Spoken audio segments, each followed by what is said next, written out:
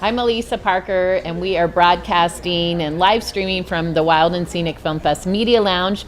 We are based here in Communal Cafe, which is a new place for us, and very grateful to have this space. And thousands of people are converging right now in Nevada City and Grass Valley, California. We're dual now.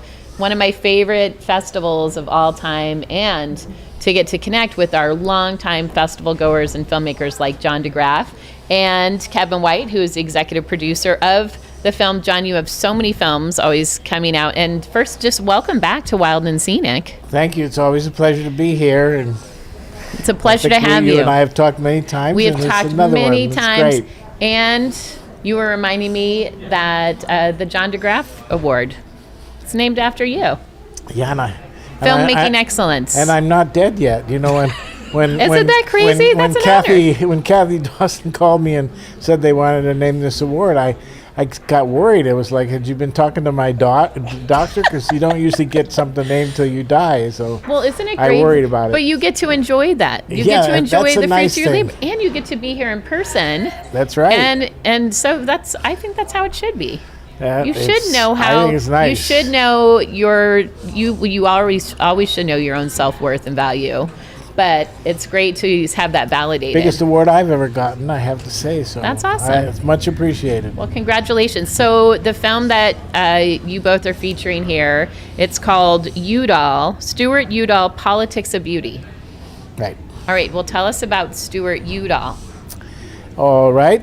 Put it simply, Stewart Udall was probably the most effective Interior Secretary in the United States history. The Department of the Interior building in Washington, D.C. is named after him. Wow. He created more national parks and national park units, monuments, wildlife refuges, all kinds of things like that than any other Interior Secretary. But more importantly, Stewart Udall was the force behind almost all the most significant environmental legislation we now take for granted. The Clean Air and Water Act, the Endangered Species Act, the Wilderness Act, the Environmental Protection Agency, and so on and so on. It's amazing. And is this back in the 70s? In the 60s, although the EPA was not officially declared until the early 70s. Okay. Udall hadn't been able to get that one through Congress, but it was his idea. Okay. Well, I mean, like women's right to vote took, 100 years? But that started here in Nevada City. Isn't that interesting? Aaron Sargent, yeah. Yes. Yeah, and his wife. So, well, and here's the other thing fascinating with him is you were mentioning last night that there hasn't been a film about him. Is that correct? About Stewart Udall. No, I could find was a couple of very short pieces that were about specific things that he did, like the Canyonlands National Park. Where did his own passion for this in such immense conservation, where does that stem from? Well, his son says that it stemmed from being from a pioneer family, growing up on the land on a ranch in the middle of nowhere in Arizona. But I think he just had an appreciation of the beauty of the natural world and all of that, and he wanted to protect those things, and he was in a position where he could do that. That's phenomenal. One of the things that is actually really exciting about the film is John really focused on the trials and tribulations of a very dedicated public servant, and the kind of public servant that we don't have now as much. And he worked with Republicans, even though he was a Democrat. They were cordial. They did legislation together. And you see in the film how difficult it is to be a dedicated public servant, but have very difficult decisions to make. Like if you choose to dam the river, the folks in Arizona will be happy, but the environmentalists that you really cherish their work and what they're doing will not be happy. And you get stuck. And I think more than anything, it shows what a dedicated public servant can do in terms of legislation and in terms of just developing an ethos for what a politician should be, and did it with success. I mean, incredible success. It's amazing. What was his key? What was like the key to his success? Because as you've mentioned, it is very difficult. Like I think a lot of people aren't even aware with civic engagement, like the immense importance of being able to collaborate and negotiate and meeting the needs of everyone, or at least hearing the needs of everyone. Well, I think he was good at working with people. He was a very humble person. He kind of a folksy Westerner. So likable. Yeah, very likable, soft-spoken, willing to admit over and over again when he was wrong and try to correct his mistakes. And that's the one thing politicians don't do much of anymore. I always say now that if they make a mistake and do something wrong, they're bound and determined to make the same mistake, only bigger, the next time. So true. So and true. And double down on it and say, I was right, and now I'm more right, even though I'm crazier. Yeah, go ahead, Kevin. The other thing that's also really, really, really incredibly insightful, and that John really, named the film after, is this notion that beauty can bring people together, that everybody can appreciate the outdoors and the beauty that it brings, and that together, that was bipartisan. And even today, legislation's getting passed that is, supports that kind of environment. The environment was always something that was bipartisan for many years, and certainly during Udall's time. Well, and certainly this film, I think, relates to Nevada City in that regard, because I think what brought people together in this city was the beauty of the Yuba River. 100%. And protecting that Yuba River under the whole idea of the Wild and Scenic Rivers program, which was a STEWART Udall program. He is the person who established the Wild and Scenic Rivers Act as Interior Secretary. I didn't know that. Right. Well, and even knowing, Shelley Covert's representatives, the leader of the Nisenan community here, and so even understanding the benefits that the Yuba had for them and how long that's been going, that immense watershed is such a benefit. You're right, John. It's to our community. He was remarkable in his vision for what the country was going to need to protect the environment, to protect and conserve the environment.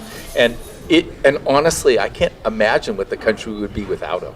Yeah. I mean, so much legislation that is so, and he has this incredible legacy, but it's kind of an unknown story. Right, that's what John was saying. So to John's point, it's a really important story, and it's a really important part of our country's history. Right, we need to know, and it's also going to help all of us moving forward on how we come together, how we pass legislation. I mean, and especially environmentally and protecting our lands. Well, the other thing about Stu Udall was that he was actually the very first U.S. politician. I mean, there were some scientists who had brought the issue up earlier, but Stewart was the first U.S. public official to warn against global warming. Wow. And this was in the mid-1960s, so you can see how long ago it was. Forward thinker. Did you say you spoke with his son? Oh, yeah. Okay. He's prominent in the film. Okay. He's Tom Udall is the current ambassador to New Zealand. Wow. And he was a U.S. senator for 12 years from the state of New Mexico. Okay, so he followed in his dad's footsteps a little bit. The Udall family is a huge political family and very. Okay. Now I need to go read about him, and I still need to watch the film. And when is it screening? The next one is 5 o'clock tomorrow. Okay. In Grass Valley. It just screened this morning at 9:30. Okay. You want to talk about the thing tomorrow morning? What's a thing? What's your thing you have tomorrow morning? Tomorrow morning we're having a little panel discussion at the City Hall at 9. City Hall? Yeah, City Hall. City Hall at 9:30, which will include Kevin and I, but also Tim Palmer, who's a very well-known part of this festival, is a nature photographer and writer. He has the last word in the film. He's well-spoken in the film. And a local fellow named Daryl Grigsby, who is a fascinating guy. His grandfather was the chauffeur of every interior secretary from the Franklin Roosevelt administration to the Lyndon Johnson administration. Nevada City's connected to everything, isn't it? Isn't that wild? And so he has letters from Stewart Udall to his grandfather. That's fascinating. So, and what is the focus of the panel? We're going to kind of talk about this theme of the politics of beauty, what that means, and how you can bring together people around that concept, maybe. And it's still happening today. I mean, really, John's beauty project that he's been working on for many years. And it really is, this was such a natural film for John to make. And I should say that he was able to work with the Udall family. I mean, they just, one, they love the film, but two, they also love John. And he did such a good job of navigating this very large political, powerful family, and it was just remarkable. And I had great coaching from I know. Look at from the my two of executive you. producer and boss, Kevin White. We need everyone to make it work. We need Yeah. everyone to make it work. Real quick too, John, and wrapping this up, Sure. you've been doing this for years and telling, through story, like especially as we're moving out of the pandemic and shifting how we all, for most of us, shifting how we show up. How is this how has it impacted you, or how will it enable you to move in a different way than you didn't even think about before? I don't know. I just hope we get back to more things where people come together. This was a great audience this morning that we had here in person. I'm hoping we'll see more of that. It does feel like I've been making film since shortly after the Battle of the Alamo. But we keep going, and there are more ways to see a film, through streaming and stuff. But often that's very private activity. Yeah. So we want people to come together and talk about these issues and be inspired to do something. That's Wild and Scenic, where activism gets inspired. Where We'd like to activism inspire gets some. inspired. Well, it's so true, and it's go and do and reimagine what's possible. And of course, this festival is bringing us all together. Thank you so much, John and Kevin, for joining us and coming back to the festival and sharing your insight and films and wisdom, and the panel again tomorrow and the screenings again also tomorrow. Always a pleasure to talk with you both. Thank you very much, Elisa. Yeah. My favorite festival. Oh, Yeah, great mine to be too. here. Thank you. You're welcome. I'm Elisa Parker. It is the Wild and Scenic Film Fest Media Lounge, and we'll be right back. Now I have to All right, become- here we got to get you.